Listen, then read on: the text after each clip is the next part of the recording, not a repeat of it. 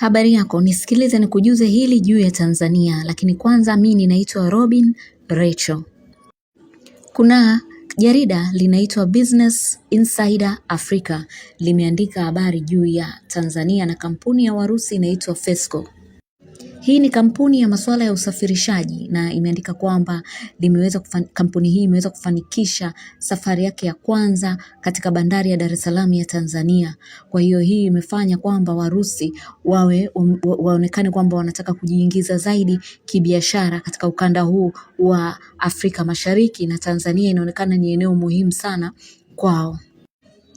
Lakini pia tarehe 15 na tarehe 16 juzi kulifanyika mkutano kule Arusha katika ukumbi wa AICC, mkutano ambao ulikuwa ni kati ya Tanzania na Warusi. Mambo mbalimbali yalijadiliwa kule kama masuala ya energy, yani nishati. Kama tunafahamu, Warusi sasa hivi wamejikita Afrika katika masuala ya nuclear, hasa kutengeneza umeme kwa kutumia vinu vya nuclear. Lakini pia Warusi ni mabingwa duniani wa masuala ya mbolea. Na sisi Tanzania kama unavyofahamu, kitu kikuu tunachokitegemea kutuingizia pato la taifa ni kilimo. Hivyo mbolea ya Warusi inahitajika sana. Lakini pia Warusi ni mabingwa katika masuala ya utalii. Watu wao wanaenda sana kutalii katika mataifa mbalimbali kama Uturuki. Nafikiri na hilo pia sisi tunaliangalia juu ya watalii wa Urusi kuja kutalii Tanzania. Maana utalii pia ni moja ya sekta inayotuingizia pesa katika taifa letu kiacha kilimo. Sasa pengine hufahamu au pengine unaifahamu Tanzania ya ndani tu. Robin Tanzania Global, hii ni channel ambayo inakufungua macho juu ya Tanzania ya nje, sera zake na mambo mbalimbali. Kwa hiyo nitakuwa najaribu kwa namna ninavyoweza kuwa nawaelewesha juu ya maamuzi mbalimbali ambayo tunafanya kimataifa. Sasa tukiangalia juu ya hii habari ya makontena ya Urusi kuingia, lakini pia mkutano uliofanyika Arusha, pengine utajiuliza kwa nini Tanzania sasa hivi tuko na Warusi sana. Mnatakuwa mfahamu kwamba taifa letu sisi, sera yetu kuu ya kimataifa ni kutokufungamana na upande wowote. Hatufungamani na upande wowote katika nyanja mbalimbali, na hapa tunaongelea kiuchumi zaidi. Kwa hiyo sisi tumejiposition kama taifa ambalo ni neutral economy gateway. Sera hii imekuwa ikitunufaisha sana, ndio maana leo hii sisi tuna uchumi namba 2 katika ukanda wa Afrika Mashariki. Sasa ngoja nikueleweshe umuhimu wa sera hii ya kuwa neutral katika sera mbalimbali, hasa kama kiuchumi. Tunanufaika vipi na hii sera?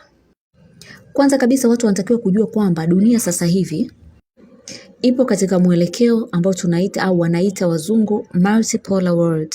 Kwa hiyo tupo katika mwelekeo ambapo sasa hivi hakuna ukanda mmoja tu ambao ndo superpowers kama zamani kwamba mataifa ya magharibi ndio yalikuwa yana control dunia. Sasa hivi kuna mataifa ya mashariki pia kama Warusi wameibuka na nguvu kijeshi, lakini pia kuna Wachina wameibuka na nguvu kiuchumi. Kwa hiyo sasa hivi kuna blocks 2, yani kuna kambi 2 kubwa, kambi ya mashariki na kambi ya magharibi. Kutokana na hilo, kwa taifa kama letu lenye sera ya kutokuegemea upande wowote, maana yake ni kwamba kwa kuwa kuna kambi 2 sasa hivi tunaweza kunufaika sisi kirahisi zaidi kuliko hata majirani zetu, kwa mfano Kenya. Kivipi? Cha kwanza, tunaweza kupata uwekezaji kwa urahisi kutoka katika pande zote 2, katika pande za mashariki, pande za magharibi. Mfano, Wachina wameibuka, wamekuwa na uchumi mkubwa, na Wachina uchumi wao unawezesha sana katika swala la miundombinu kujengeka kiharaka.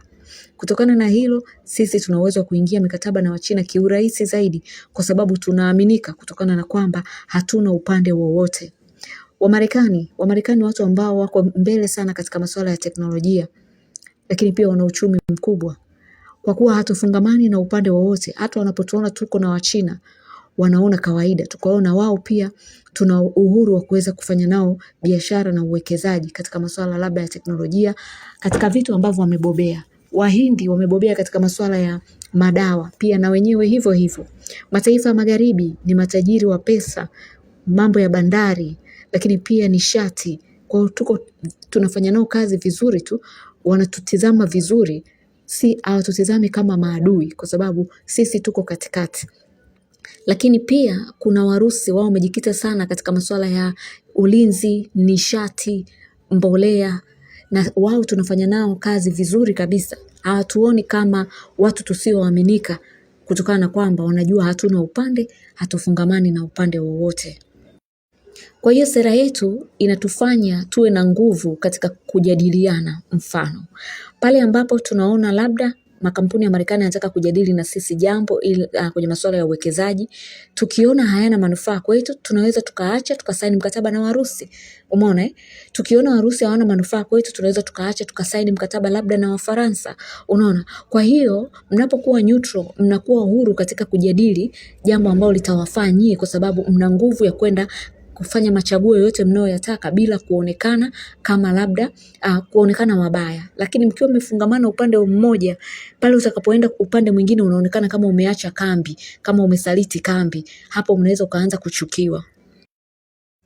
Kama nilivyosema, kutokana na kwamba sisi hatufungamani na upande wowote, inafanya mataifa mbalimbali yatuamini. Hasa mataifa kwa mfano kama haya ya mashariki, wanatuona hatuko magharibi. Mataifa ya magharibi wanatuona hatuko mashariki. Tunaaminika kirahisi, na sisi kijiografia tumekaa eneo zuri sana. Tuna access ya bahari ya Hindi, lakini pia tuna access na mataifa ambayo hayana bahari. Ndio maana unaona tunashirikiana labda na Wachina kwa ajili ya kuhakikisha mambo ya miundombinu, ili zile nchi zisizokuwa na bahari tuweze kuzifikia katika bidhaa tunavyokuwa tunapeleka bidhaa zinazofikia katika bandari zetu. Lakini pia ndio maana unaona mataifa kama Warusi wanaleta bidhaa zao wakiamini kabisa kwamba kwa sababu tuna access katika swala la miundombinu na mataifa yasiyokuwa na bahari yaliyotuzunguka, wanajua bidhaa zao zikija haziishii Tanzania peke yake, zitafika mpaka katika hao mataifa mengine yasiyokuwa na bahari.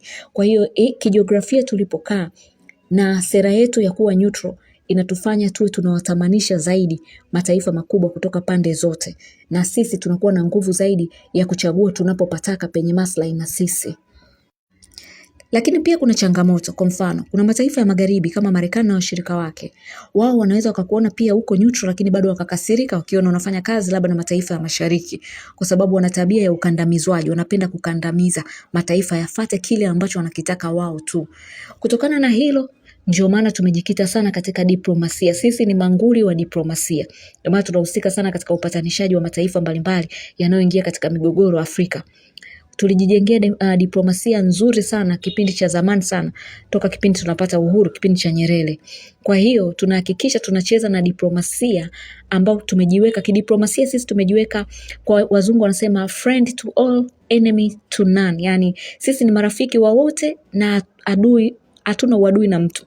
Umeona? Kwa hii ndio diplomasia yetu tunaocheza nayo, ili tuweze kuwafanya mataifa yale yanayopenda kukandamiza kama mataifa ya magharibi wasituchukie wanapotuona tunafanya kazi na mataifa ya mashariki. Kwa hiyo sera zetu sisi ni tofauti na sera za majirani zetu wa Kenya. Huwa napenda kuwataja kwa sababu ndio watu ambao tunashindana nao kiuchumi. Na kutokana na hivyo, kwa hiyo wao wako ni timu magharibi zaidi. Lakini sisi tuna balance kwenye kambi zote hizo, magharibi, mashariki. Mimi naitwa Robin Rachel na hii ni Robin Tanzania Global.